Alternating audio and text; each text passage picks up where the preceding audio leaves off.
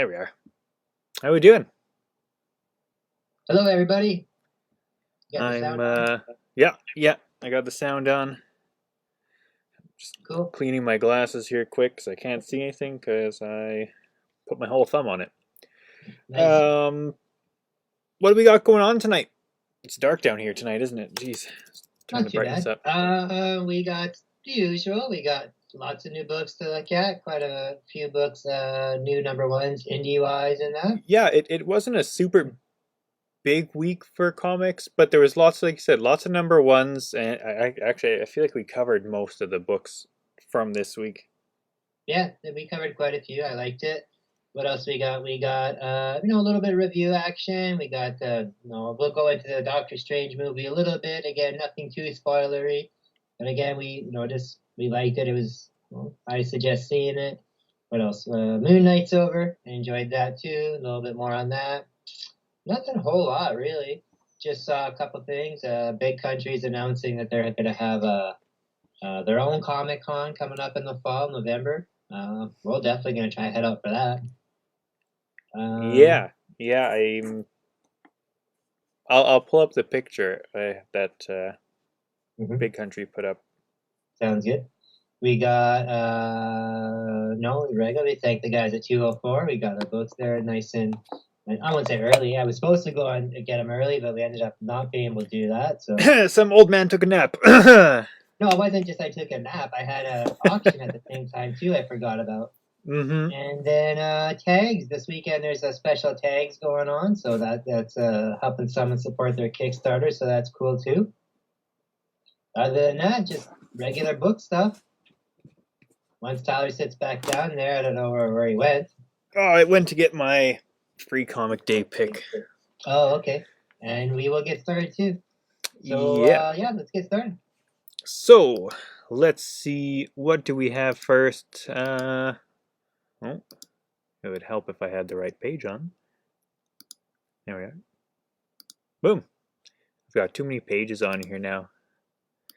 There we are. We're starting off with Captain America: Symbol of Truth. One of two Captain America titles running right now, but this one's following Sam Wilson's Captain America. The other one, just Captain America, I think it's called Sentinel of Liberty. Yes, that's what it's called actually. Yeah, this one, it wasn't too bad. You got Sam Wilson being the Captain America again, and you got Tochi Anabuchi doing the writing, and R.B. Silva doing the artwork. I enjoyed the artwork. R.B. Silva does nice pencil work, I find. Always nice and sharp. Mm-hmm. And the story itself is just kind of continuing on with the Sam Wilson being the Captain America, going out, fighting for like a lot of minorities and stuff. Has Sam gotten a new shield in this? Has he got a new shield? Yeah, There is two shields, and there is two Captain America shields now. So I know Captain America has his old original one. So yeah, I'm liking the look of this one. And he's got his version of Falcon with him. He's got Joaquin with him. Who is like a mutated Falcon type of guy. He's an Inhuman, isn't he? He was. Yeah, he was transformed by the Terrigen Mist, I believe, when that all happened. So, it's all right. I enjoyed it. It's just a Captain America story. I don't know if we need two separate volumes going on of this. When they first started, marketing this, and they had that one shot out a little earlier, I thought it was going to be either half issues, like to them in one issue, or I thought it was going to be 1 month of one and 1 month of the other. Well, and then prior to that, they had that Captain America title where it was like they were on a road trip discovering all these different people that the Captain America mantle had inspired. Right. Yeah, so I was kind of hoping it was going to be like that, like a 50-50 issue or rotating bi-monthly each of them, but it looks like it is going to be two separate magazines. Whatever. It's okay. They could both hold their own comic, but I wouldn't have minded if they did an oversized issue for the two of them being in, like your Tales of Suspense or Tales to Astonish, your old styles. Yeah, exactly. I thought that would have been a good too. Mm-hmm. Yeah, nothing too crazy with that book. Next we've got Hulk vs. Thor Banner War Part 1 Alpha. Two characters, actually, I think two of a few characters that Spider-Man as well is celebrating 60 years this year. Yeah, 60 I think years of X-Men that. is another one. And Maybe it's the Daredevil. 60th anniversary of them also fighting, like Thor and Captain America. So that's kind of cool Hulk? too. You got Donny Cates writing this, so it's taking in part in canon in continuity right now. Yep. So it's taken during the current events of the Hulk and the Thor series that's going on. Donny Cates is writing both those series right now, Thor and Hulk. So it ties into that, and what it is at the beginning of that new Hulk series, Banner wants to leave the Earth because something happened in this town where he killed a bunch of people, or he looks like he's killed the people, and that's why he did all that stuff in that Donny Cates story. The spaceship made out of the Hulk to get away to save the world type of thing. Yeah. And now what it is the rest of the world wants to go after the Hulk because of this and kind of punish him. So Thor's out there and caught up to him out in space. And so it's gonna be a throwdown, like kind of the end all fight, and it's every fight that they've had is kind of like manifested up to this point, and it seems to be pretty exciting so far. I really like it. It has tied together well all the Donny Cates stuff that has gone on in the last few years with that, like with Thor's hammer being kind of occupied or possessed by Odin. And it kind of talks to him, kind of like the barbaric axe type of thing. They kind of have that relationship going on. I think the next week issue of Thor actually deals directly with Odin. Yeah. And then the Hulk is doing the same kind of thing too, where he's having these inner turmoils going on because he's inside his own brain type of thing. So they're all dealing with that and dealing with each other. So it's kind of cool that way inside too. your own brain. Well, he's like.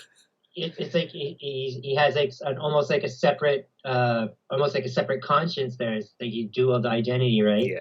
So that's okay. The art's just all right. So, but it should be lots of action.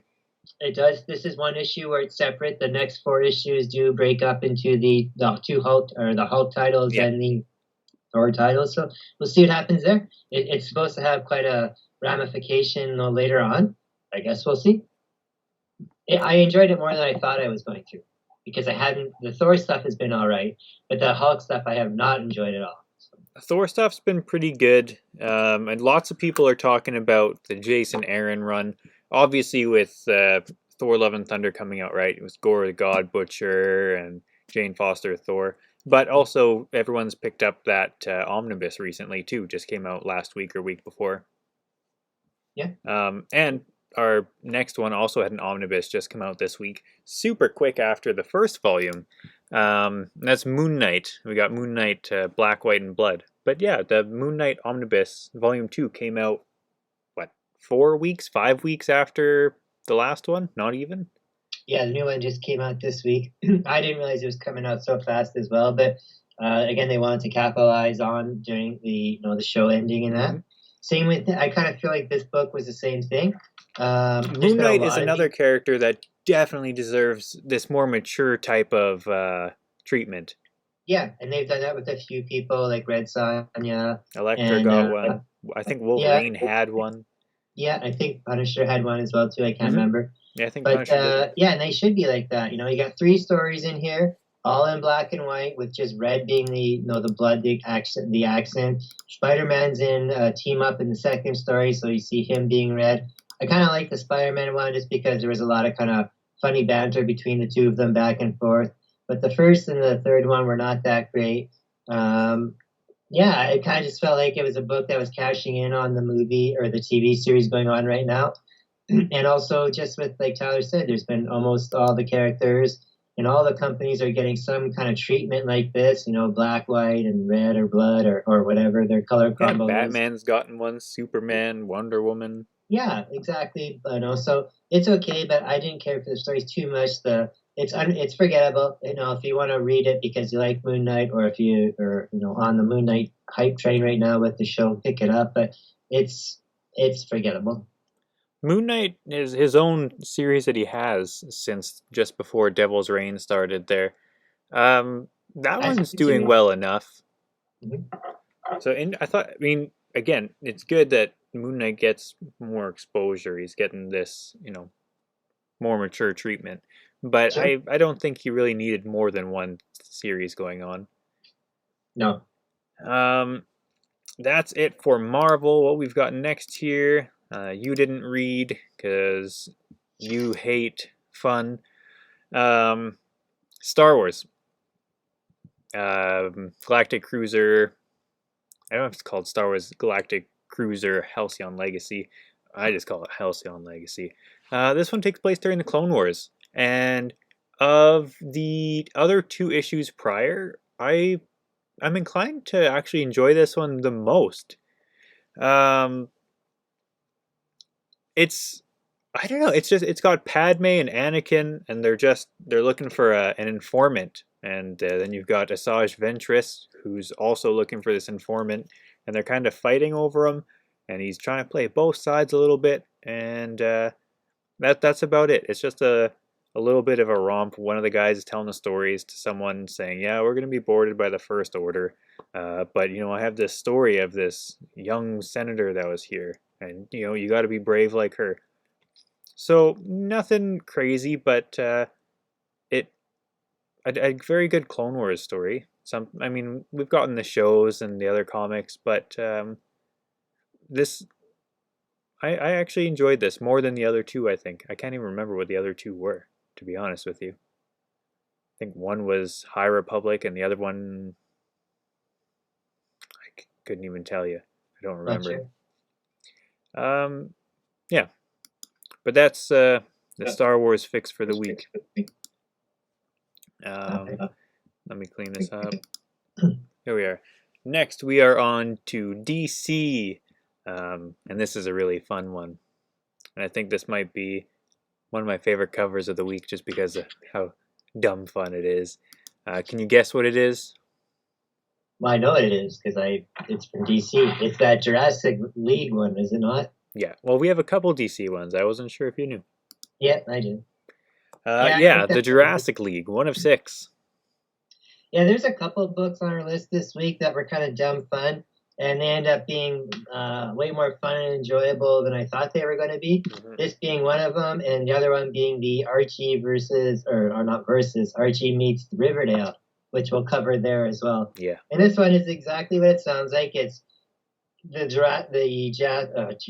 Justice League has been interpreted as dinosaurs in the dinosaur age. So it sounds very silly, and it is.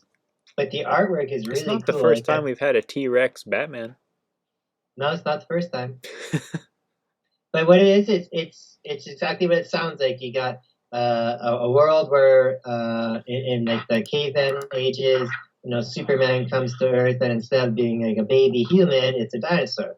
So he's living with these caveman type people, and he defends them and the area around them. And then there's other superheroes who are dinosaurs too. Like there's your Batman and your Aquaman they show in there, and it's pretty funny. And like I said, really good artwork. I didn't expect to enjoy this because I thought it was just going to be kind of silly and stupid, but these are all the kinds you like. You like Captain Carrot and the Zoo Crew and Spider Ham. Yeah, but I thought, and those are usually pretty silly, but this one isn't like that silly, but it's not taking itself too serious at the same time. So it was kind of interesting, just kind of fun. I'm sure I could handle one or two issues of it. It's probably a 5 or a 6 issue series. Yeah. So I don't know if it'll kind of play out before then. But I did enjoy this first issue, but mostly because of the art. It's got some really cool art. It's kind of like scratchy, dark. It's got like heavy inking on it. Yeah, like kind of like a Hellboy feel to it. So I kind of enjoyed that. So it was a pleasant surprise, which I'm happy with. So yeah, and yeah, Stefan says Spider Ham's the best. I love Spider Ham. Spider Ham's great. He doesn't get enough. I'm not a huge fan of John Mulaney playing him in the Spider-Verse movie, but it's not the voice I pictured him having. He's a little bit more cartoony and goofy. I like the classic Spider Ham, but that's just me. I think Disney Plus should have a Spider Ham Howard the Duck Power Hour. Power Hour. One of my favorite Lego figures from this set here. It's not an Eastman cover, but it does look like that. The artwork in there does have a feel like an Eastman feel to it. Like whoever would have thought Spider-Ham would get a Lego figure? Like it's so good. The Spider-Ham action figure I have is pretty cool, actually. Yeah, where is that? Oh yeah, that's up there too. I forgot about that. Yeah. It's got a pork rind as an alternate head for Venom too. Yeah. Next off, where are we? Yeah, that does look like Eastman, doesn't it? Blood Syndicate, season 1. From DC as well. Yeah. And this one here is from Jeffrey Thorne, and the art is from Chris Cross. And this goes back, it goes back to the 90s and with that milestone line, with all the black characters. And this was one of them, the Blood Syndicate, and it was kind of like a team up book. And I never read this book before, but I do have a couple of issues of it, but I've never read it. And what this is again, they're revamping it like they've done with Icon and Rocket and Static a couple months before that. And what it is a guy comes back to his very rough neighborhood, very ghetto type feeling. After some time in the military, he looks like he was a grunt or out in the war, doing the Gulf War and stuff like that. So he arrives back to see his neighborhood, and it's still pretty rough in that. And this is going on during a time where people are emerging with all these superpowers. So it follows in that same universe as the milestone characters like Static and Icon and Rocket. Icon and Rocket are actually in here. He sees them in action. So everybody in the world, especially in this neighborhood, are starting to learn and deal with these people with powers, which we've seen in quite a few different books as of late here. And then we find out towards the end of the story that some of his friends in the neighborhood have gathered these powers as well and he has too. So it looks like they're going to form like maybe a team of sorts and go from there. Again, just kind of a revamp of the old 90s things, but with modern terms added to it. So I don't know if I'll read any more, probably not. But not a bad book, but I don't know how much it differs from the original series or not, because I never read it. Like I said, I at least had read Static before. So I'm not too sure, but it wasn't bad or anything. I just don't know how much it's going to attract anybody in. I think lots of these have they've had a strong start, and then I haven't heard much, even like Static and Icon there. Like I haven't heard them go much further beyond the... I don't think they're getting enough promotion. Yeah. I know a lot of stuff's getting lost right now and kind of in the shuffle at DC because the ownership things being, in transition right now. So I know a lot of stuff's kind of getting ignored or just kind of, left to cool off on their own until the new projects start up. Yeah. And I think that's kind of a shame because this seems like one that could definitely benefit from that. Mm-hmm. Hopefully word of mouth and, just the community, not just like the Black community, but the whole comic community itself can kind of get some word of mouth going and build this up because it seemed like an okay thing. And I never read the original ones, like I've said about 3 times now. So I was kind of curious to see about it. So. Mm-hmm. Next up, we've got from IDW, Last Ronin. Last Bot Standing. Yeah.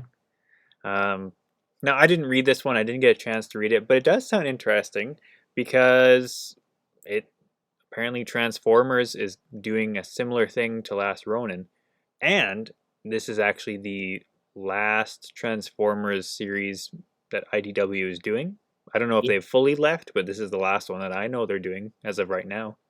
Yeah, that's exactly what it is. This is the last property that they're publishing from them, so it's kind of ironic that it is the last bot.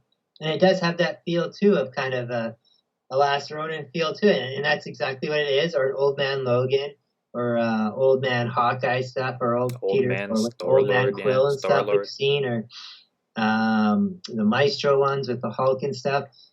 Yeah, and that's what it is. It's you have this guy who is the last Transformer, or he says he's the last Transformer, and I kind of had my guesses and suspicions about who it was the whole time. Rodimus.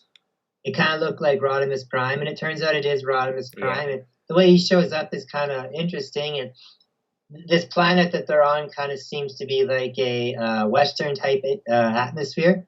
like Old West type of thing, but with modern technology. Mhm. And this one guy, he's getting attacked by some robots, and you see like on the cover there, that falling star, that's a robot of some sort, a transformer. And he's there to predict all this doom and gloom. And this book's kind of boring actually, because there is just a lot of writing and exposition, and it's not action packed. The first issue of Ronin was like that too.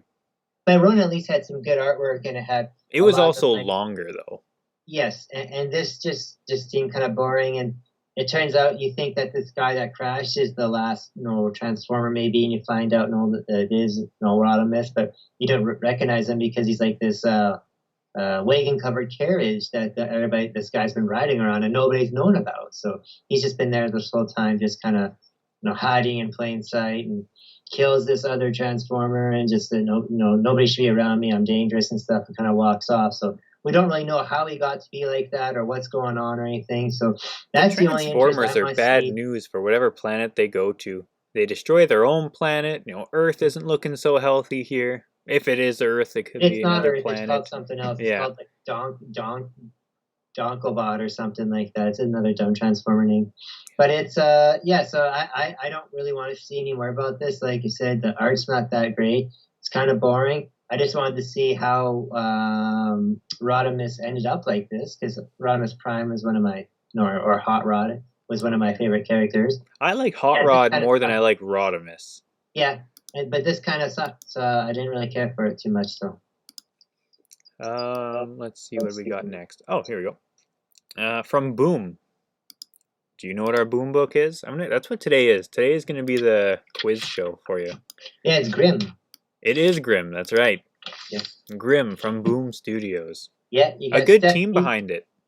Yeah, I liked it. You got Stephanie Phillips doing the writing, and then you got art is by Flavina or Florina, and I really like the art. I think it's Flaviano. Is it Flaviano? Okay. Oh yes, you're right. And Rico Renzi. Yeah, I really like the art here. Quite a few covers here. There's about 5 different covers. They're just regular edition covers. I love this cover A with the scythe. I like it. Yeah, those are Frizen has a couple covers on this book, and I really liked it as well. Jenny Frizen's got a few hot covers out this month, and just the last couple of months now, just been killing it. I've always loved her work. But what it is here is, it's so funny too, being Boom book, the main character in here, the main female character again is named Jessica. So like something's killing the children, it seems like all the Boom heroines have to be named Jessica. I didn't realize, but Boom has a lot of female leads. Yeah. I hadn't thought of that till you just mentioned that. Yeah. So Jessica Harrow, and that's the woman on the cover there, she's our main character, and she's a Grim Reaper. And there's lots of Grim Reapers. They do what Grim Reapers do. Once people die, they help them bring their souls down to hell or wherever. But in this comic, they bring them down to like purgatory, the waiting room, to wait to get processed. Take a number. Yeah, pretty much. They take a number and wait. It's like Beetlejuice. Yeah, they do. That's pretty much what it is. I always think of that for purgatory, no matter what. Now that'll always be in my mind, just Beetlejuice stuff. Yeah. So as she takes down this final guy, she loses her scythe. The guy takes it. So she's chasing the guy with the scythe, and some of her fellow Grim Reapers are with her as well too. And nobody can see them and stuff because they're like on a different dimension as them, to deal with the spirits and that. But while she's chasing this guy to get the scythe, a cop, starts, grabbing her and saying, "What are you doing?" and stuff like that. So she can apparently be seen now, and I guess that maybe is because she's lost her scythe or whatever. So now she's being seen, and people are kind of finding out about what's going on. And the higher ups, like the people that run the Grim Reaper organization type of thing, they're all pissed off now, and I guess she's gonna have to deal with that. So we're just starting to get into that, and the guy's still running away, like the guy whose souls escaped there, still running away with her scythe.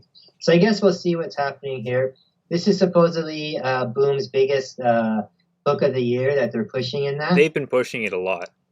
So we'll see how it goes. I liked it, but again, it's a familiar story that we've seen a few times in the last half year or so. We've seen a few kind of spirits that have been like death or associated with death that have come back or been turned back to mortal and had to deal with being human or help people with their journey to the other side. Well, that's like that Deaths of Layla Starr, when that was a Boom book even, and like there's been quite a few of those lately. So I mean, What's the one with the rock star where he goes down to hell and Thor and yeah, Hercules go to save him? I can't remember the name yeah, of it. there's that one, and then there's the also that one where the woman, I think it's called Silver City or something like that, where she wakes up in purgatory too, and all that as well, right? So I mean, there's been a few things like that, Hmm. but we'll see. The characters are okay here. Uh, it has a good feel to it. Kind of has like a little bit of a something's killing the children feel to it, and also being a boom book, I'm sure it'll be all right. But I hope it does well. But I mean, so far it's just a pretty average story. But again, it's Yeah. at a first book, you have a lot to fill in there at first, so yeah, I'm sure it has lots of room to grow. And next we have a few Image comics. I think we have two Image comics here. Um, the first There's a one, few. the first one we've got is 8 Billion Genies. And this is one of the ones that Image has been pushing for a while. This It's is an got them 8. Jenny Friesen covers too. Yeah, that's true. There are quite a few. I think you have. Don't you have one of them? Yeah, I have one of them. I like just this main cover that's on here, to be honest. I like just the simplicity of it, and I like how it looks like a galaxy spreading out of it. But yeah, so number 1 of 8. Um, does it live up to the hype that Image has been putting it up? It's got a good team. It's got Charles Soule. I And like him Ryan from Brown does good too. yeah, yeah. I know Charles Soule from the Vader comics, and he's done a really good job. I don't know if he's writing them now. I think he might be writing them He's still. writing one of the Star Wars related things. Yeah.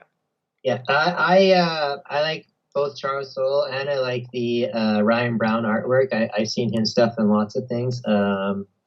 Curse Words is one of them. That's another Image product. That's pretty cool. Mhm. I like this one, and like you said, they've been hyping this one up for a while. And the story on this one's pretty simple and silly, but kind of can get kind of really serious at the same time. It almost has a feel to it like that movie. This is the End, with all Mm, the comedians in it, yeah. like Seth Rogen and all those guys. So what We you were got just talking here about that not is, long ago. yeah, this one here is 8 billion genies, and there is 8 billion genies in here. One day, just out of nowhere, everybody in the world gets a genie and one wish. So you can imagine what the chaos and insanity that happens after that. Some people obviously use their one wish for something that they think is probably super useful. Where other people will probably use it for something really dumb, like I want the biggest dick in the world or something like that, or money, or just whatever. I wish I had an extra long leg, whatever. But then that's Only what one happens. long leg? Well, yeah, some people are just dumb. Right? So that's what it is here. So it shows like the first minute after this happens, what's kind of accumulated, and then it shows like what happens like the first 8 minutes afterwards, and then after this issue, they'll keep continuing on. But what they're showing in here is what this one bar, this local tavern, where a bunch of people are just sitting there doing their normal everyday stuff when this happens, and they're dealing with it all. But the bar is kind of like a safety zone because as soon as it happened, the bartender there, as soon as it happened, he used the genie to make a wish, say, well, this bar, nothing can affect nothing outside or any wishes can affect anybody in this bar or around this bar. So That sounds like the creation of the Yawning Portal Inn. kind of like that. So or like the John Wick hotel type of thing. So Yeah. nothing, yeah. So that's what happens in there. So they keep popping their head outside and seeing all this craziness going on and that. So I guess we're gonna see what happens in there adventure wise. So yeah, this one lived up to the hype so far. Maybe just a little bit more than the Grimm book did, but only because they got to see a little bit more action in this one. So, but that's it. But both, I mean, super funny. Lots of interesting things that could happen here. So I'm looking forward to this one. The rest of it. Yeah. Next is I don't know what's up with this one. I think it might be Image in partner with someone. Oh, it's Top Cow probably. Yeah, and that's Metal Society. Yeah, this book actually came out last week, but I couldn't get it or I couldn't get to it. And Top Cow has been around for a long time. It's kind of like an imprint of Image. Yeah. Kind of like the Skybound for Kirkland stuff or Kirkman stuff, I should say. And what this one is Metal Society, and like I said, it did come out last week. And this one is by Zach Kaplan and Guilherme Balbi doing the artwork. It's Bip, a bip, bip. That's all, folks. Well, no, Balbi. It's a tough name there. The artwork on here is really nice. I like it. No, the cover work there kind of represents it. No, very sharp, clean eyes. Lots of nice colors that kind of like they blend in together. Not very abrupt in that. No, I just really liked it.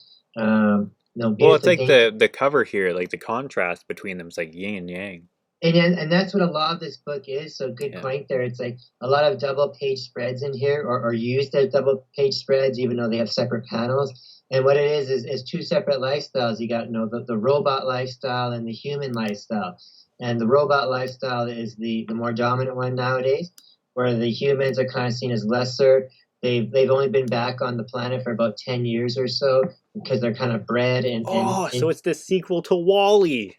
I don't know about that, but it kind of has like a matrix feel to it, where like the humans are bred and Yeah. created for like work and that. And then what happens here is they have events where they have like robots versus humans in like gladiator games, and that's what this one is. You have this one girl here who's challenging some of these other robots, and it kind of shows like a little bit of her background, a little bit of the robot's background, and as they start to fight. So we'll see how it goes towards the end. Again, a familiar story that we have seen a lot of lately, especially with the way the world is nowadays, with like new technology and AIs and stuff like that, where everyone's always afraid it's how close is it going to be for things get taken over. Mm-hmm. So interesting one again. I would like to keep checking it out just because it does have some really nice artwork and enough of little detailed changes in the story that differ it from other things to make it a little interesting. But I'll check it out. Yeah, nothing mind blowing or anything like that. I'm glad I picked it up and wanted to cover it because I know a lot of people had some high reviews and expectations of it last week, and I am glad I read it. But again, nothing. I super never amazing. understand why with these robot takeover books, why do robots keep humans as workers? The robots would be infinitely better at I don't understand. Like look at Terminator. Terminator is the only one that's ever done it right. But if you look at X-Men with the Sentinels, like why I don't know, keep the but humans around? That's the way you lose. Or Transformers, like that. They always lose because they keep the humans. It's a weakness. Or I iRobot. It's my gripe with robots. This is what they do. I guess they figure they need somebody around in case something happens and machines get shut down. Who knows? They have to plug them back in. Could be. Next up, we are going to Aftershock with Bunny Mask. And actually, this one's kind of a 2-for-1 deal because it ties into last week's Free Comic Book Day as well. Yep, that's true. So what do you got for us for Bunny Mask? Well, we got the Free Comic Book Day one and the Hollow Inside. So the Hollow Inside is the one that came out yesterday, and the is it called Bunny Mask? I think it's called Bunny Mask Tales. Bunny Mask Tales. Which I don't have a picture of that one up. Yeah, just has a couple smaller stories, just kind of again new material. Building on the Bunny Mask universe that's going on, and it's the same thing with the Hollow Inside. It's the next chapter. Volume 2. Find at this time around, Bunny Mask seems to have like an antagonist. We seem to be introduced to like another type, maybe like a villain type or ghostly type of person like her that seems to like eat spirits or people in that. A little bit of in a torturous kind of creepy way. Like stealing body parts in that, kind of like what we see going on like when the Sandman universe and stuff right now. So kind of creepy that way. Yeah. Still pretty funny with Bunny Mask being kind of like childlike, but no super powerful demons. So really liking it.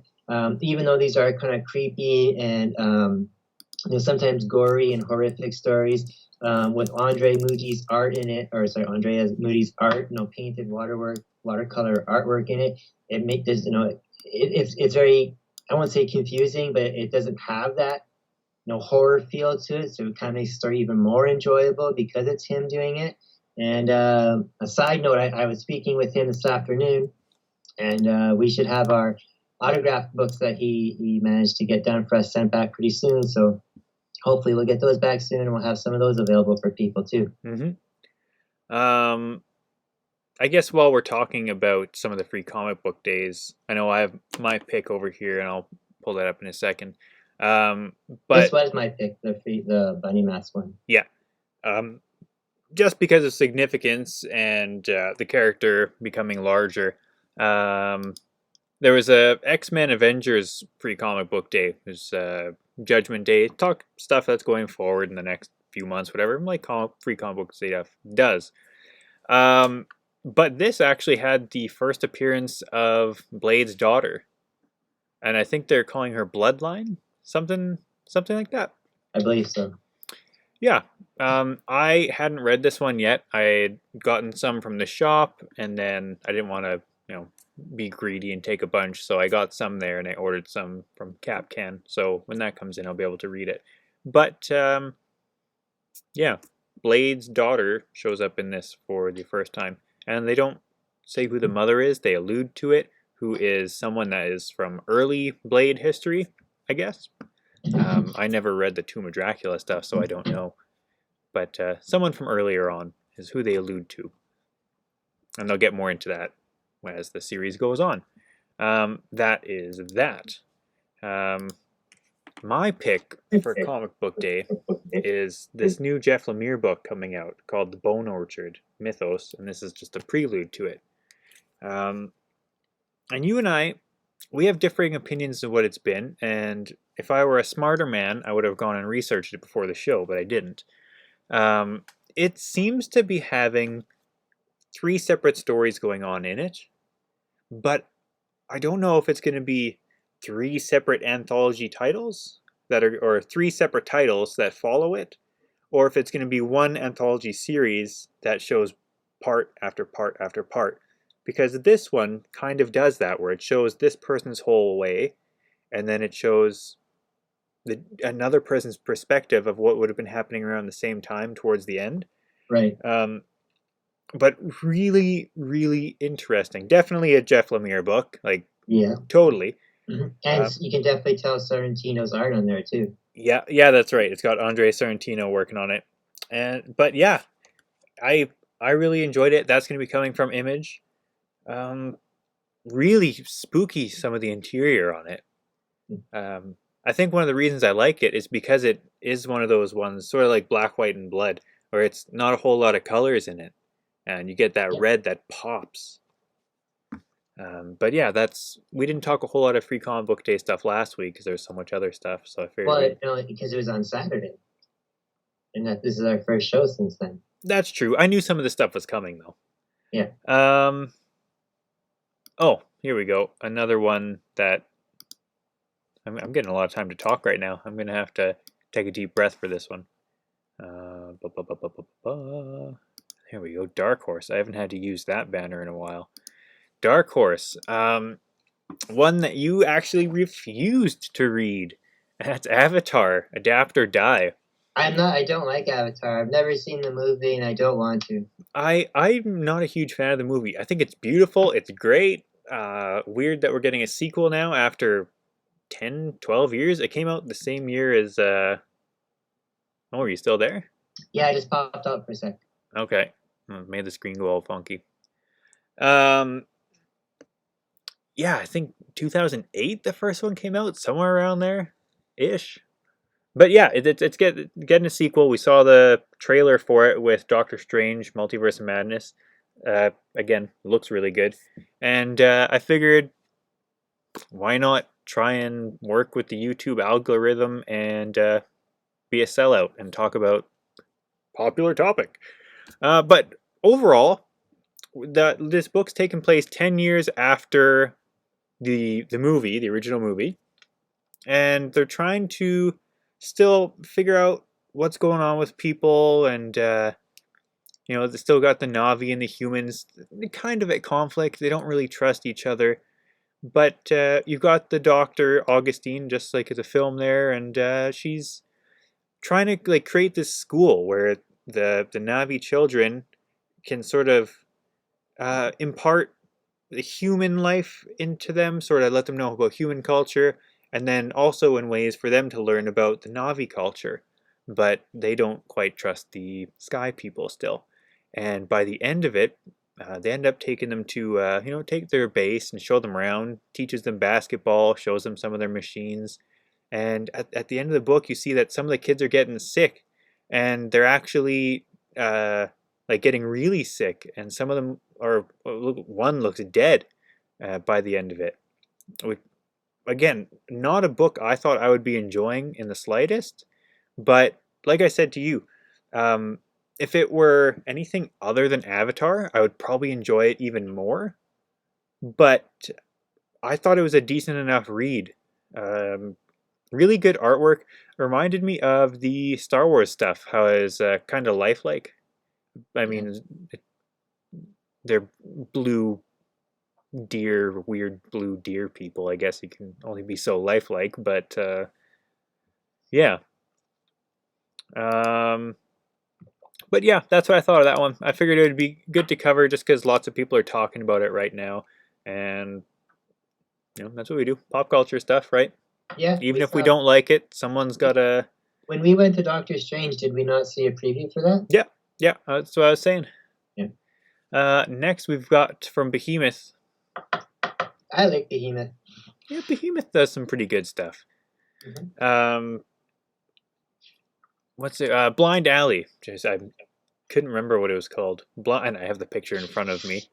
Yeah, Blind Alley, a new series from Behemoth. Yeah, I didn't know what to expect with this one. This one kind of snuck up on me. I kind of maybe heard about it, but I didn't remember anything about it. So when I saw it, I was glad to get it. You got the creator, and I say creator because he handles all aspects of the book. His name is Ira, and this is IRRA. Yeah. And it's a neat book, like you said. For anybody looking at the cover there, there's kind of a couple neat covers, but this is the main cover. You can kind of see, just from the cover there, what kind of feel it has to it.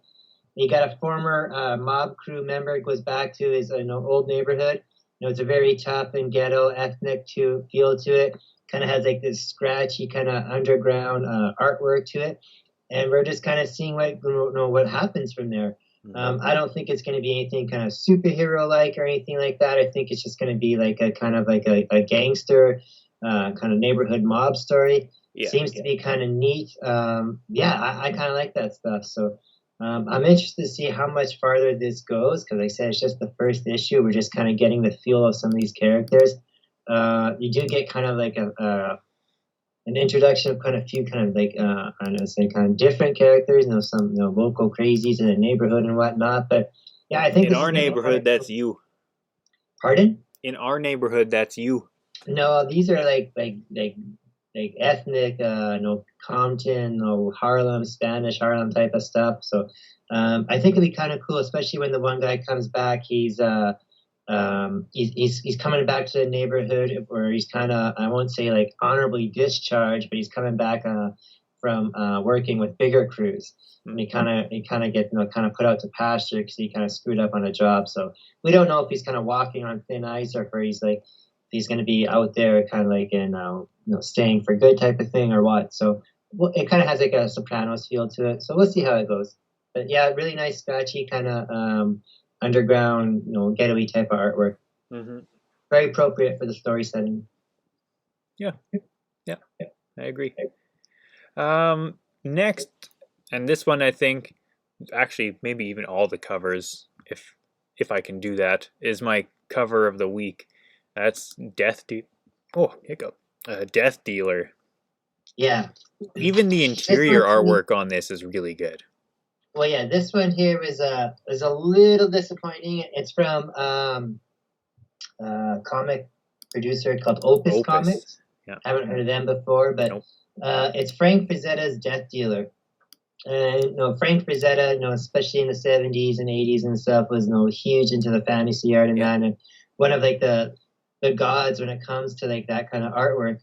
Yep. Well, it looks like stuff you would see out of Heavy Metal magazine. Yes, yeah, he's kind of like the guy that inspired all that stuff. So, whether it's stuff like a Heavy Metal magazine or like your Conan art, or just in the art world itself, he's very well known. And I've known him because my dad in the 70s, 80s, and liked all his stuff. And even in the 90s, when the card, sports, entertainment card and sport card boom started up again, he started collecting a Franzetta card set there, which he probably still has there. I'm sure if he's watching, he could let me know if he still has it or not.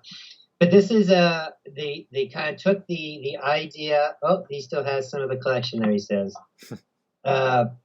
what it is they've kind of taken that famous picture there. It's on the cover there, the Death Dealer, and made a whole universe out of it. Mm-hmm. So what it is, if there's expanded on this kind of fantasy adventure, D&D Conan type universe with him as the main character. Disappointing thing about though the artwork inside is not, of course, Franzetta, because he's passed away many years ago. But the artwork inside is not even close to being like his caliber, so it's a little disappointing that way. It is still good artwork, though. It is still okay artwork, but it's not nearly as good as I thought it would be. I thought they were going to have like some really, It's not detailed like the covers all are. The covers would have led me to have believed the interior was all like that, especially being Franzetta work. Yeah. But it's not. But I mean, I'm interested to see the stories because again, I love that kind of stuff. I love Conan and Red Sonja and all that stuff, like Barbaric and everything. So I'll keep reading it because I want to see where it goes. But I just hope that again, there's nothing wrong with the art, but if you're basing it off a whole universe off an iconic kind of painting and painting style, that art has to kind of live up to it on the inside. So we'll see. Yeah, I agree. And I could see other people feeling that same way. Yes. No, end our books off with something a little more lighthearted. We go from death to something a little more campy. Unless I've missed a book, but I don't think I have. I'm just checking, and no, that is the last one you're at. Okay, so Archie Comics. Everyone loves Archie. Archie meets Riverdale, and not everybody loves Riverdale, at least not the most recent seasons. Tell us about this book. This is probably one of the goofiest things. I love it. This is I really enjoyed this book. Like I said, the other book we were mentioning earlier about kind of the crossover feel to it. Mm-hmm. This one I loved. It was just a one-shot, not a new series like meets Punisher, Batman like 66 or anything. It's not like Betty and Veronica meets Vampire Harley and Ivy. Red Sonja. Yeah. It's just strictly a one-shot. And what it is you got the old school Archie group, which is done in like the old school Archie art. Mm-hmm. And then you got the regular art for like the new crew, like the Netflix crew for the TV show. And what's going on is they have an app there where you take a picture of yourself and it turns you into, ooh, this is what you look like as a cartoon character. So the guys on the Netflix show do that and they look like Archie characters. And the people in the Archie comics in the show, they've used the actual masks and stuff of them before. What's that, sorry? In the Riverdale show, they've used masks and stuff that look like their actual characters before. Yeah, I've seen that before too. But they use this app and that. So at one point, Dilton's doing something in there, like doing some kind of experiment, and it goes wrong. Dilton so Daily. The app ends up pulling the people out from the dimensions, right? So Jughead gets sent to the Jughead switches and the Archie switches and that. So you have just a little adventure like that. At the end, everybody kind of gets together, has a school dance. So nothing even really happens, but it's kind of funny seeing. I like the contrast of them drawn, whereas like the classic Archie characters are like normal comic looking, almost pop art like they would be, Dan Parent art. But then the Riverdale guys, they're very angular. They have like the shading and the shadow on them just look totally out of place. Yeah, so everything kind of is funny like that. So it's just funny to see the contrast. So again, just light fun, exactly what it should be with Archie. I liked it. I just got into my pick of the week. It was just fun. I'm in such an Archie kick lately. I love all the Archie artwork or anything kind of Archie, style artwork wise. So yeah, it's pretty cool. I liked it. Yeah. That's all we've got for books. I've pulled a few things to talk about news-wise because I figured we'd need a little bit more time, and sure enough, I'm getting pretty good on the timing of these things. Yep. So you haven't seen this. Well, you've not watched it. You've seen it and you've heard of it. And it's a new ScoobyDoo show. Right. However, it's not Scooby-Doo in the way you would think. It's a live action show, and it's actually not even on any network. It's crowdfunded through Indiegogo. And I believe it's two of the main characters, Daphne and Fred. I think they're the two creators of it. I think so. Yeah. And Definitely Fred. yeah, and see, I know it's definitely Daphne, so it must be the two of them. Okay. And funny that we had Riverdale in this because it has a better production value than Riverdale. It's kind of Scooby-Doo mix with Riverdale. And it is genuinely amazing. For Yeah, what I've you would heard think that is a too. fan-made project is fantastic. Only the first episode's out. They just passed their funding goals. And this is a week or two old at least now. I watched it a while back. I have a feeling this is going to be like one of those shows, kind of like that Cobra Kai one that was originally on like a YouTube show Oh yeah. and going to get picked up by like a real network. I mean, they've been trying to have a more adult Scooby-Doo for years. James Gunn, when he did the original Scooby-Doo movie, there live action, that with Freddie Prinze Jr. and that was intended originally to be a little bit more adult, and they ended up saying, well, we'll spin it for more for kids. But in this, Scooby-Doo is just your regular standard Great Dane. He doesn't talk or anything. Shaggy's an ex-drug dealer, sort of trying to get out of that life. Fred's parents were murdered by a demon. It's crazy stuff. Oh yeah, they're not ghosts. They're like actual demons. So yeah, it plays into like all the updated stuff, like that supernatural show and stuff. So It I kind of could like see that as well. Yeah. I could see that. I've really enjoyed it, and anyone that I've seen that Scooby Doo fans or whatever, I've told them like watch this. It's fantastic. Well, even when with that Riverdale show and Sabrina, no, especially in Sabrina, it's Sabrina, way darker. They have yeah, a lot of that supernatural feel to it, and people like it. yeah. Oh, and this has I could like see that. ties to the greater Scooby Doo mythos too. They talk about characters from some of the '90s movies that I grew up with, like Zombie Island and Witch's Ghost. And they even reference some of the older Scooby-Doo villains just by name, not even the ghosts. Yeah, And they even have other Hanna-Barbera characters show up, like Harvey Birdman in this is Harvey Birdman, and he's just a regular lawyer dude. yeah. Well, they've been trying to get like older, not older, but more serious, mature versions of Scooby Doo off the ground for years. Because even DC itself, for quite a while, like it's over Scooby now. But Apocalypse, that went on yeah, for a long time. DC or Scooby Apocalypse was pretty cool too, and it was like you said here, it has very more adult, Hmm. and like Walking Dead type of feel too is really kind of cool. But again, anything with DC is kind of up in the air right now, or straight up and canceled because again they have the ownership change going on. So Yeah. So, like I said, only the first episode's out. The second one, I think they're filming or have filmed or just about to film. I think they said about July roughly to expect the episode. They're looking to do 12 episodes. mhm. And yeah, it's great. You have a lot of they reference Vincent Van Gogh in it. They have the Hex Girls, really great. If you haven't watched it, it's just on YouTube. It's totally free, so go check it out. It's an hour long. Yeah, after watching us again on YouTube, then go watch it. Yeah. Next up, you won't be able to hear it. I won't be able to hear it, but everyone else will.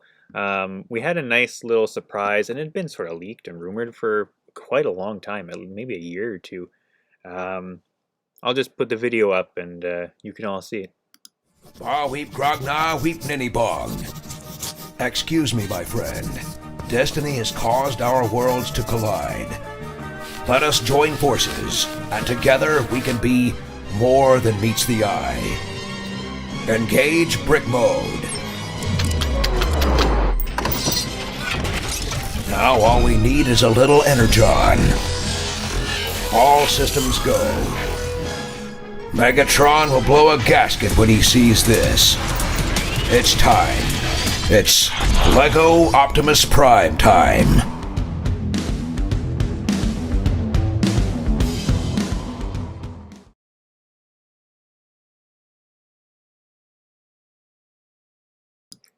There we go. Yeah, so they're finally doing Transformers Lego, starting off with Optimus Prime. This thing looks sweet. It's just It, over a foot tall. It's like it's 13 amazing. inches. And it comes with a ton of accessories. It's got an Energon cube. He's got the Allspark, which you can take in and out of his chest. He's got his laser axe. He's got his iconic ray gun. I don't know. I don't think I would call it a pistol. Maybe it's a pistol in his hands. He's got his jetpack. Only thing that I'm a little disappointed in that it doesn't have is the trailer. And Wheelie was that? Is it Wheelie, that thing that was inside him? Oh yeah, I forgot about that thing.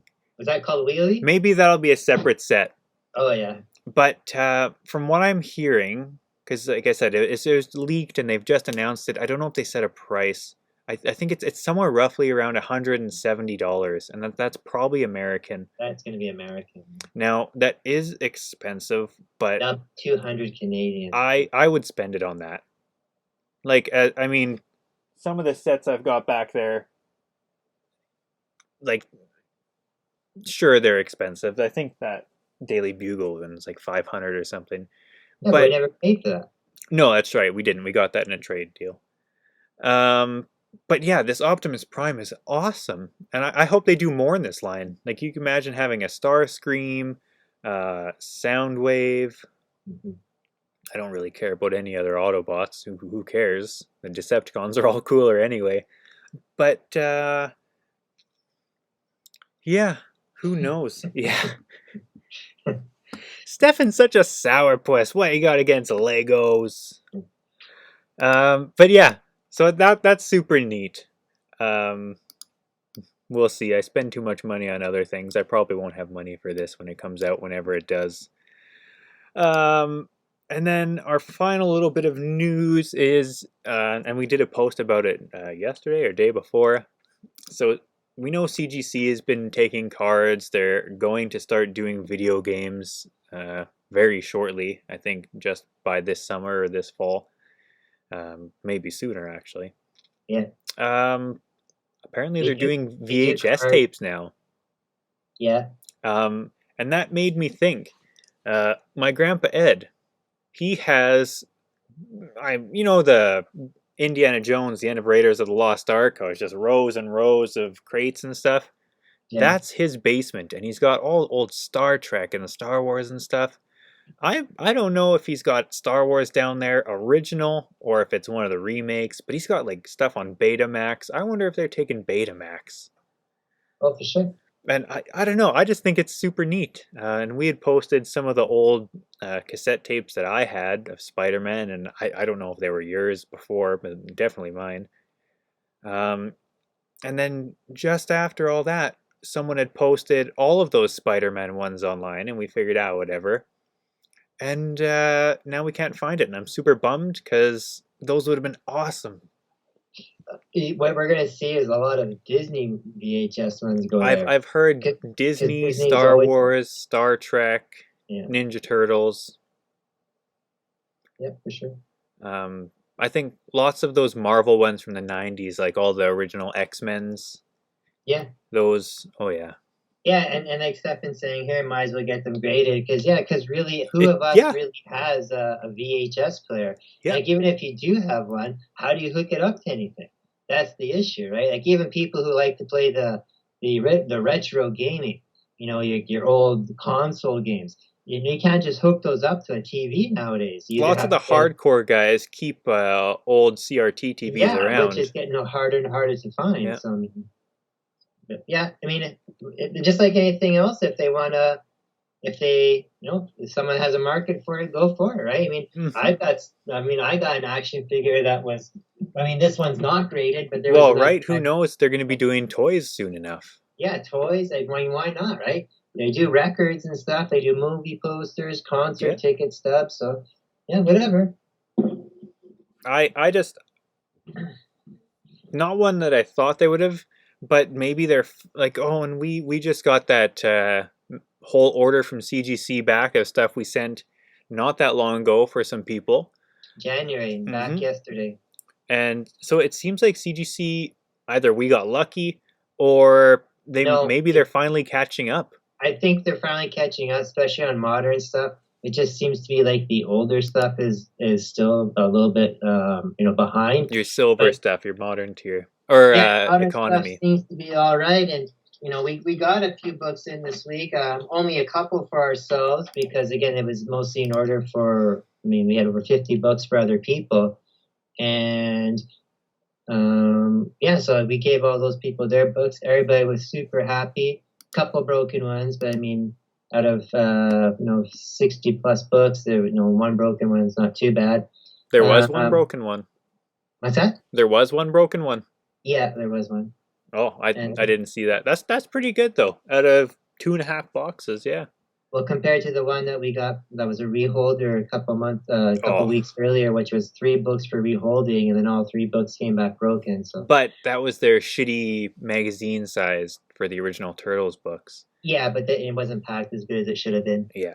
But I mean, yeah, so that's not too bad. So that'll get taken care of right away. But like I said, we again, those were just the modern ones. We still have for that same order for people. There's a handful of The economy tier, the silver stuff. yeah, silver stuff, and we had a handful of silver other books there too. So Mm-hmm. who knows Yeah, when those will finally come we get back? those Like back. I said, I think we had our first Sandman in that batch, and first Batgirl and hey. like second Doc Ock and stuff. So And some good speaking books of there. Batman villains, Yeah, this is when some of the stuff that we got back this week. So I had this up for sale just for a few hours last night at the end of another sale, but I'll put it back up this week for other people to see. But got some really nice books here. This is a modern book in the sense that it's not an old book, but this is still from 83, 1982. 82. So this is not like modern like the last couple of years. So this is a 9.8 from a book in 82. And the significance about this book is not only that it's just a cool Batman book, is that this is the first appearance of Killer Croc and Jason Todd. And So Jason Todd. that's a double key right there. Mhm. I love both characters. I'm a huge Jason Todd fan, and I love Killer Croc. I always thought Killer Croc was around for a long time, but he wasn't. He came around in the mid '80s, so Yeah. that's kind of awesome. He probably fought some kind of crocodile creature at some point prior. Always there's some kind of monster like that. Yeah. So that was in a Like a 9.8, Gorn so or that's something pretty from awesome. Star Trek. So as much as I don't want to sell that one, I'm gonna still sell it maybe because I think I have another raw one in the basement that I'll hang on to. But we'll see because that's a nice book to have in 9.8 and it would fetch a nice dollar. Yeah. And I got these 2 modern books as well too that I like them and everything, and I wouldn't mind hanging on to them. But I'm gonna sell them because again, that's what this business was about. Mm-hmm. So again, first appearance, Strange Academy 1. Awesome series. Scotty Awesome Young, series, one of my awesome favorites. book, lots of potential. This is basically tie it into the new Doctor Strange movie, America this Chavez. is basically, Marvel's version of Hogwarts and that, so that's pretty cool. And then this one here for a bunch of Spider-Man fans. Again, Spider-Man's my favorite, right up there with Batman, but some of the more modern stuff I don't care for as much. And this is Amazing Spider-Man 4, the first appearance of Silk. Cindy Moon female Silk. Spider-Man. Anyone that specs on the Spider-Verse movies coming up. Yep, she'll be around eventually. If she's not in this second one, she'll definitely be in the third one because she's a huge Spider-Verse character now. Yeah, she's the only one in the entire multiverse. Is just her. And not to jump on the woke train and all that stuff, but she's Asian as well too. So she ties into like that whole Agents of Atlas stuff. She's a part of that team and stuff. And what Stefan was just mentioning here in the comments that 39 years ago was a long time ago, mentioning that Batman book. Yeah, it is. And that's kind of one of the things I want to kind of have a little bit of a rant about. CGC needs to update, put another tier in there now. That's what I've been saying. They need to go like a bronze tier and then split it off to make modern. Right. I think everything from 78 up to 2000 would be like that what they have the modern tier now, and then have a neo tier or something like that, which is like the new tier, so from 2000 and on. I think not only would that help differentiate books in value wise, but it would also just make the guys that complain about stuff a little bit happier too, because it kind of just separates things just a little bit more. And again, how would that affect anything? It's not like anything would get retroactively changed or anything, or you'd have to grandfather things in, like, oh, this is changing, this and that. So I think eventually they'll do that. They're updating everything else, so I think that's what they're going to do. Yeah, millennial tier or something like that. I mean, that's just a suggestion, and then you could charge just a little bit less for that one maybe, and then just slightly a little bit more for the others. So again, how fast is it? Yeah, I have it. And how fast is it to almost like a 9.8 pre-screen? How those get, you can do those real fast. Whereas a book from 1982, yeah, you can do a 9.8 pre-screen, but not every 1980 book coming through there is going to be a fast, easy grade. So we'll go from there. And then having those books kind of segues into our next thing where Tyler was doing the time travel. There are two different videos at once. Hey, I was traveling through the multiverse. No, I wasn't. I didn't realize you had found it. I know you couldn't find it earlier. This is a book I sent there, and it's not a bad grade, but I was hoping for something a little bit better. But I think that is the most harsh grading of any book ever. Right. Looking at that, even being super negative, I would have said 9.6, maybe 9.4, but that's a 9.8 all day. So, and we looked up the notes even, and they didn't have any graders notes, so that was weird. Yeah, there's nothing for notes. So my loss here is your guys' gain. So what we're gonna do here, and this is an 8.5 McFarlane Spider-Man #1. But crack it and resubmit it because... No, I don't want to do that. Whoever gets on this book, I've sent so many of these copies in. This is the green edition, which is a nice cover itself, but it's the newsstand. Mm-hmm. And that's why I wanted to send it in, because it was the newsstand. The notes, there were no notes. There were actually literally no notes. So, I mean, that was very, very frustrating there. But like I said, my loss is your guys' gain. So what's going to happen? So, again, this is going to tie into members and people who buy Spectro.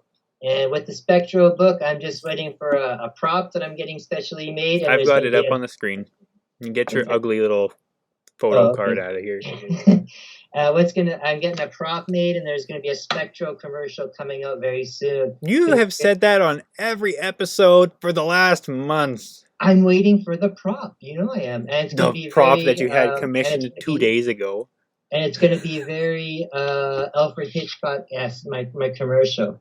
But everyone who orders a copy or pre-orders a copy of Spectro is entered to a contest, and everybody who now joins between now and 450 members, and we're at 416, so you have to join. You can't just be a member already. You have to have new members. Or if somebody is referred to by, like if you're a new member and somebody referred you to the group, when you say I'm a new member and sign up for it, make sure you say who you referred by, and they'll get a vote in there as well too. Mm-hmm. So again, I want to make sure it's fair to everybody. So if I invite a bunch of people, do I get those referral votes? Yes. Yes, it is. And if you're a new person who's like, hey, I'm new, and then someone else says, hey, I'm new, and I got a referral from that new person, so every time your name gets mentioned, basically, you get a vote. And what you'll be entered to win, but instead of referring people, I'd rather people just bought copies of Spectrum. Yeah, I bet you would. I mean, what it is whenever we've reached 450 people, we will draw for a copy of this. Well, if it goes for long, we'll see how long that 450 goes. Right. We will be announcing what our next book is soon as well. We will soon, yes. So we'll probably combine the pre-orders of both of those. We will. Yep. Of which the cover art was just submit or just approved? Both. There we go. So we'll be showing that one, at least the cover art of it, not trade dressing or anything, very soon. Very soon. Also by Michael Berglund. Also by the one and only Michael Berglund. Right.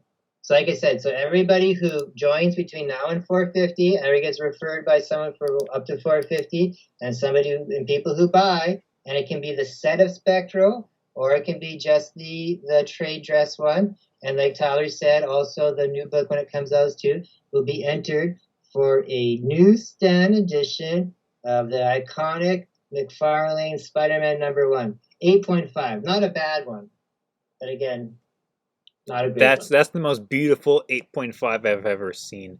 I'm pretty good when it comes on estimating grades. Like when we've sent stuff in, if it's We all not are. exact, it's been pretty, within a point or two. And that was just I don't understand either, because that's the reason I sent this in, because I did think you would get a 9.8 or a 9.6 in the newsstand. That's the only reason why I sent it in. I took it out of the poly bag, and again, the frustrating thing is there's no notes on it. And that's the really frustrating thing, because if I could at least see the notes, then I'd be okay, well, that justifies it, but there's not. So that's another little thing. They provided that service so everybody can see the notes now. Well, they're making it free, and now it's going to be super wish-washy, right? Yeah, like there should be, if it's an 8.5, there's got to be a reason why, like not just that. So that's pretty cool. So like I said, if anybody's a Batman fan, like I said, First Killer Croc, I'm having that up there most likely. But yeah, I know a lot of people. I got one of these in sale, of each of these within the last 4 months, and somebody scooped them up pretty fast. So especially the Strange Tale ones, being a Doctor Strange in that. So Doctor Voodoo and Wanda and all that. So yeah, that's there. And yeah, Doctor Strange movie was good. Moon Knight was very good, and that's about it for those. Yeah, Moon Knight. I enjoyed Moon Knight. I probably would have liked it better if there was more Moon Knight in Moon Knight, but I think he wasn't even in 2 of the episodes. Like the actual in costume Moon Knight. Doctor Strange, though, I did really enjoy. And we're still not going to talk spoilers. We've seen Professor X in trailers. We saw Captain Carter in trailers. They dropped the Illuminati. All stuff that's in it. Lots of the rumors that we'd heard about it were true. But we had heard so many rumors that that's still beyond vague. You don't even know who's in it. But I enjoyed it. I think it was a bit smaller scale. It was definitely a more contained story. It wasn't some grand arcing story that lots of people thought it was going to be. Yeah. Lots of people said it made the Marvel Universe feel small. And I don't mind it. I like having these contained stories. Kind of like after the second Avengers movie, how it took us into Ant-Man. Something totally just on its own, essentially. Yeah. I liked it. I liked all the Sam Raimi aspect of it. It felt like totally Evil Dead version. I liked Clea showing up at the end of the movie. Charlize Theron there. Yeah. I liked in the Moon Knight how I always wondered throughout the 6 episodes, like, or 5.9 of the episodes, like in Moon Knight, like where's Jake Lockley? Where's the third persona of the Moon Knight? And then it showed him at the end there, so I'm glad that popped in there. Yeah. That was kind of cool. There's no second season as of yet. They have no plans for it. They say that Oscar Isaac isn't even signed on to play him ever again. I think they're just saying all that stuff. They have to have stuff in mind, or else they wouldn't have done it. Disney plans too much.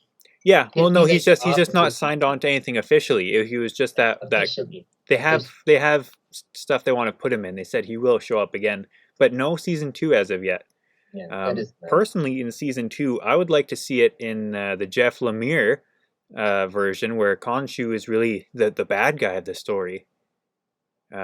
Where you see that he's sort of manipulated Mark his whole life. Yeah, and it looks like that's where it was going. That would be an amazing angle. Well, especially with him at the end there, having Jake Lockley, doing that for him. So yeah. I hope if there's a second season, it takes place just like in an urban setting, like in New York, and kind of like the first run there, like with Bill Sienkiewicz doing all the cover art. So we'll see. That's about it. I think. Anything else? No, that's it. That's all. Stefan says he's seen the Spectro book. I think we've seen a few preview pages from each of the stories. That's about it. I don't think we saw much of it. So that's not very nice. Yeah, we saw some of each story. Now I'm jealous. It doesn't come out next week now. It comes out on the 25th. Right. But not only do we get the launch of Spectro, we're also getting Obi-Wan that week. So going to be a pretty good week. Mm-hmm. But we still have one more week in between, and Oh, I got something I wanted to mention. Okay, hurry up. Taking up too much time. It was earlier this afternoon, and I know I always share the links of it on Tuesdays. It's Aftershock has their show on Tuesdays about the reviews and all that. The Epicenter. And on Thursdays they have the happy hour. And today's happy hour was for what was it, for the new Buddy Match book that's come out, and our good friend Mike Ruth did the happy hour exclusive. So everybody check out the after. It's on my feed there. Yeah, I don't think I saw it yet, actually.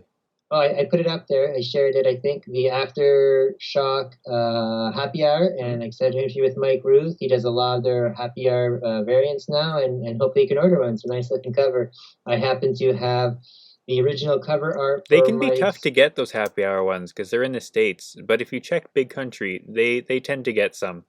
Yeah, I talked with Justin this morning, and he's going to get me a copy of that and a copy. I keep bugging him for a copy of the original cover art because we have it for Chicken Devil, and I keep thinking I have one, and I can never find it. Oh, so, yeah. So I'm going to get a copy of that because I like Mike's happy hour versions.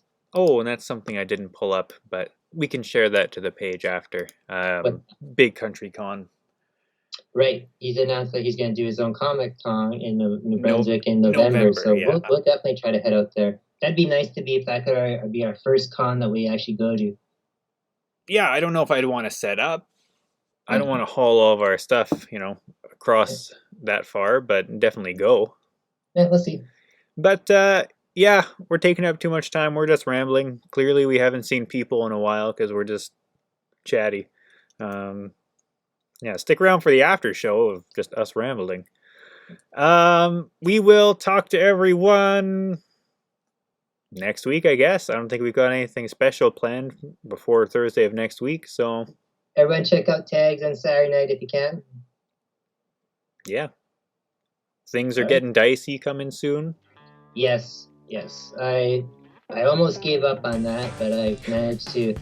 All I did was give up on the digital part. I'm going to old school, and actually as soon as I get off the computer here, I'm hooking up my other life support for the computers, and me and Stefan are going to start talking about the game. So, yeah.